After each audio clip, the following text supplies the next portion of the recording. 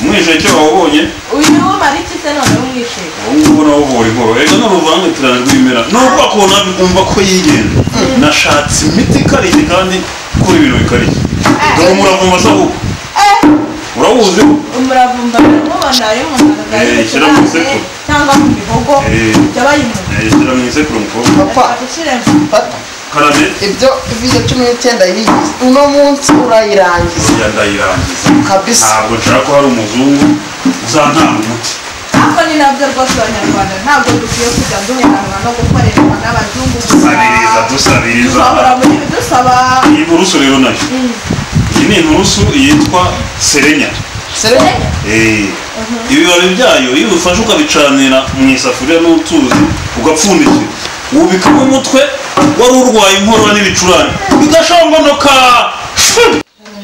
umuti aho uhereye ntabwo wari wanoka ndabona umaze noneho banza tugafata amazi tugakaraba noneho tukajya kubanika tumaze kwisukura intoki kubera korona virusi nyine kugira ngo bamaze kubimenya ko buri kintu cyose umuntu agiye gukora abanza gukaraba kubera iki cyorezo cya korona cyateye noneho genda rero ibase urebe isabune uzane dukarabe kanze ndikore turebe ko amazi arimo muri robine hari igihe mbona abayagabo rimwe na rimwe ndabona ari muri kamarabe noneho nawe urabanza ukarabe neza neza no hagati y'imyanya y'intoki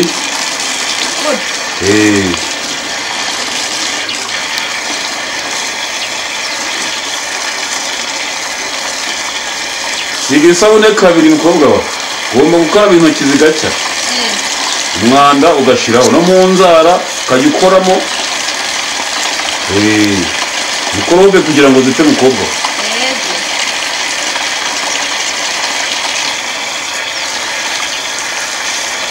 kandi iyo umaze gukaraba ufata akantu k'agashime keza ubundi ukihanagura nk'ako ngako wamara kwihanagura biba byiza niyo ufite alukoro noneho ugahita uyikaraba mu ntoki ubwo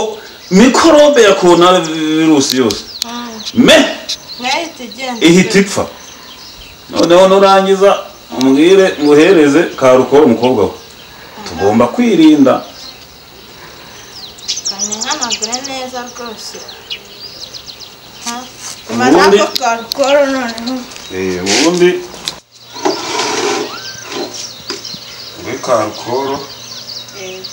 ubundi ukarabe mu ntoki urangije urakaraba neza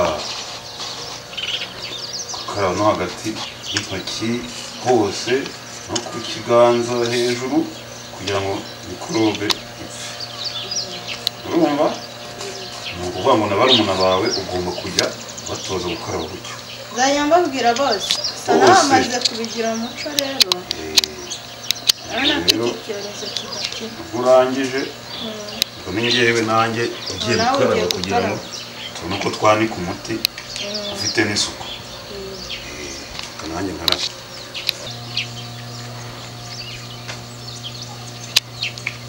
ega simubona mwana we ega n'abantu baciriritse agomba gukaraba ko gukaraba amazi apfa kuba asukuye ntabwo ari ngombwa kugira ya marobine y'abazungu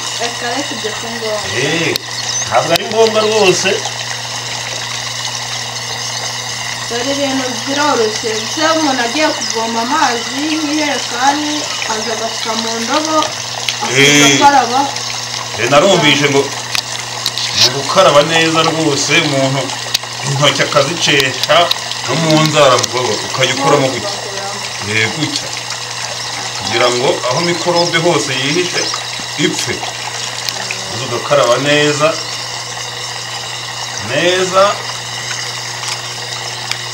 ndetse iyo bibaye byiza ukaraba inshuro ebyiri ugashyiraho n'agasabune gahagije inshuro ebyiri kwitonda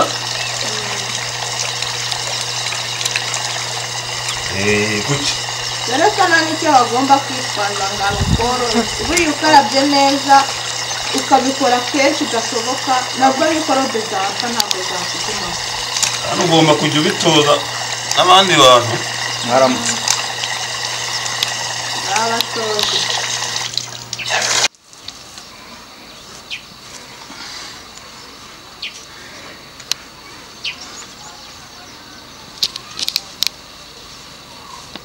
virusi we sha umva ko wigenje umuti reka mwanike sha reka mwanike ahasigaye